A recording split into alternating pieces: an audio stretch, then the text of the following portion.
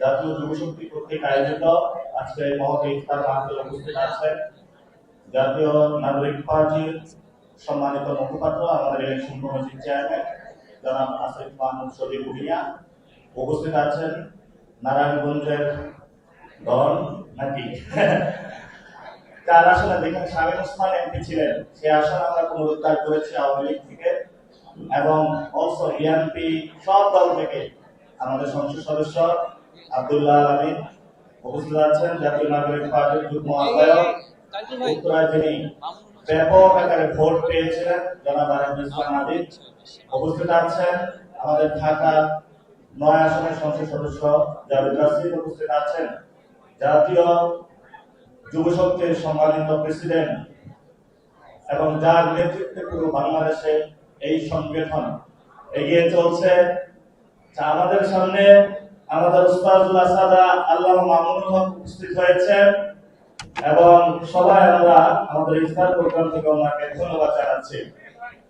যে আমাদের আজকে আরো উপস্থিত আছেন জাতীয় নাগরিক পার্টি বিভাগীয় সম্পাদক বৃন্দ, উপস্থিত আছেন ছাত্র শক্তির প্রেসিডেন্ট সেক্রেটারি সাংগঠনিক সম্পাদক, উপস্থিত আছেন যুব শক্তির প্রেসিডেন্ট সেক্রেটারি সাংগঠনিক সম্পাদক, বিভিন্ন ইউনিটের নেতৃবৃন্দ এবং আমার প্রিয় সাংবাদিক ভাইরা। ইফতারের আগ মুহূর্তে দোয়া কবুলের সময়, এই সময় আসলে আমরা দোয়া করব, বেশি কথা নয়, দু একটা কথা বলে আমরা শেষ করব। প্রথমত হলো যে বিষয়টা আপনাদের সামনে আমরা বলতে চাই সেটা হলো আমরা এখানে কোনো পলিটিক্যাল লিডার হিসেবে উপস্থিত হয় নাই। পুরো এনসিপি তো একটা তরুণদের দল এবং এই তরুণদের মধ্য দিয়ে আমরা যে নতুন বাংলাদেশের স্বপ্ন দেখেছিলাম, এই স্বপ্নটা আবু সাইদ, ওয়াসিম, মুক্ত আমাদেরকে দেখিয়েছিলেন, সেই নতুন বাংলাদেশে যে প্রত্যয় আমরা গঠনের প্রচেষ্টা করেছিলাম এটা একটু থমকে গিয়েছে।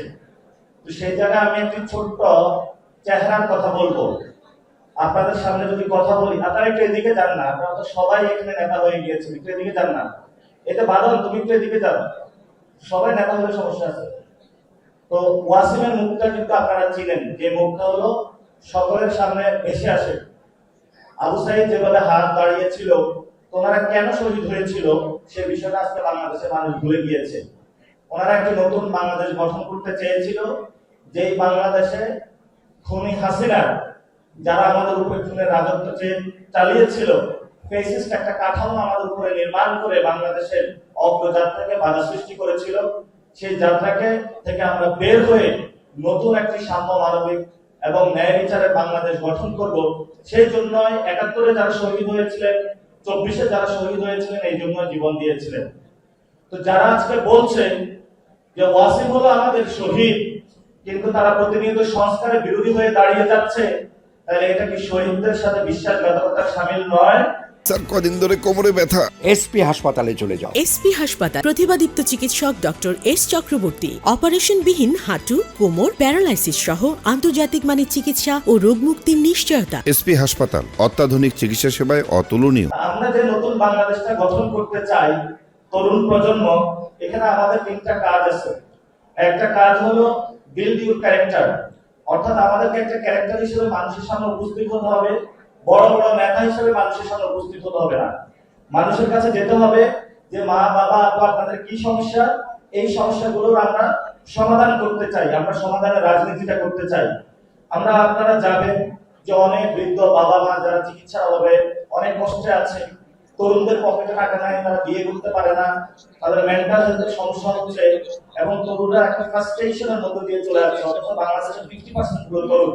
তাই এই মানুষগুলোর সমস্যার সমাধান আমরা কিভাবে করব, সেই প্রচেষ্টাটা প্রতিনিয়ত ইনোভেটিভ চিন্তা করা এবং সেই ইনোভেটিভ চিন্তা থেকে সমস্যা সমাধানের চেষ্টা করা। এখন এই সমস্যা সমাধানের চেষ্টা করতে গিয়ে যদি আপনারা উপস্থিত হন, ভাই সব আমি বড় রাজনৈতিক ব্যক্তিত্ব, আপনারা শুনতে হবে, মানতে হবে, এটা করতে হবে, এগুলো করলে হবে না। আপনার একটা সফট ক্যারেক্টার ক্রিয়েট করতে হবে, যেটার মধ্যে দিয়ে ভালোবাসা সবার মধ্যে ছড়িয়ে দিতে হবে, যে ভালোবাসার মধ্য দিয়ে মানুষ যখন আপনাকে দেখবে তখন আপনাকে ভয় পাবে না, বরঞ্চ ভালোবাসার সহিত আপনাকে জড়িয়ে নিবে। দ্বিতীয় যে বিষয়টা সেটা হলো সার্ভিং দ্য পিপল। আমরা পাওয়ার পলিটিক্স করি না, আমরা হলো মানুষকে সেবার রাজনীতি করব, মানুষের কাছে যাব, তাদেরকে সেবা দিব, সেই সেবার মধ্য দিয়ে মানুষ আমাদেরকে ভোট দিবে, যে ভোটকে ক্যারি করে নিয়ে আমরা সংসদে দিয়ে যাব এবং স্টেট থেকে মানুষের যে সমস্যাগুলো রয়েছে সেগুলো আমরা সমস্যার সমাধান করব। এটা হলো আমাদের প্রতিনিয়ত কাজ। এখন তরুণদের সামনে বড় একটা সমস্যা রয়েছে, সেটা হলো পুরো বাংলাদেশের যে সমস্যা, সেটা হলো দুর্নীতি।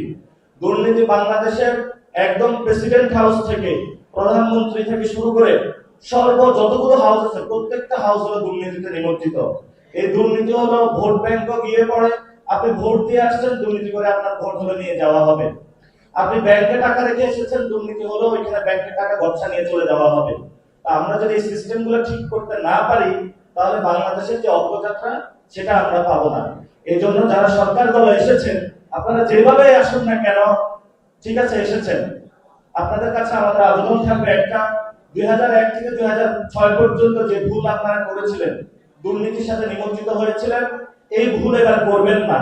আমরা শুনতে পাচ্ছি প্রশাসনের বিভিন্ন জায়গায় বড় বড় যে পোস্টিং গুলো রয়েছে 50 কোটি, 100 কোটি, 150 কোটি, 200 কোটি টাকা দরে বিক্রি হচ্ছে, মাছ বাজার, গরু বাজারের মতো। এই রাষ্ট্র তো আমরা চাই নাই।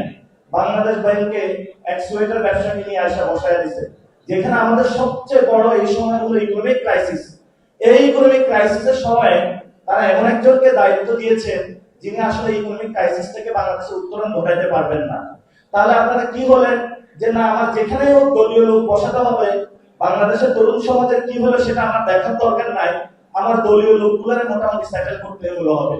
আগে ছিল হাওয়া ভবন, তারপর হলো লন্ডন ভবন, এখন হলো গুলশান ভবন। তো একই পরম্পরাতে তারা আইসা সেই ভবনগুলো দখল দিয়েছে এবং বাংলাদেশে এগুলো রাজত্ব কায়েম করার চেষ্টা চালাচ্ছে। এখন তারা হলো, আমি গতকালকে তারেক রহমানকে বলেছিলাম, আমি বাসায় যখন যাই বউ আয়েশা বলে ফ্যামিলি কার্ড দেন, তো ফ্যামিলি কার্ড কি আপনার শুধু 6টা উপজেলার জন্য বাংলাদেশের আর নাই? এই জন্য আমরা তাদেরকে বলবো যে আপনি ঠিক আছে, যারা অসহায় মানুষ রয়েছে তাদের জন্য ফ্যামিলি কার্ড দিয়েছেন, তা আমাদের তরুণদের জন্য আপনি কি করেছেন? স্টেটের কোনো প্যাকেজে তো আমাদের তরুণদের জন্য কোনো কিছু নাই। আপনাদের যে 31 দফা ছিল, সেখানে তরুণদের যে দফাটা ছিল সেটা আমরা আগেও বলেছিলাম এটা বোগাস একটা দফা।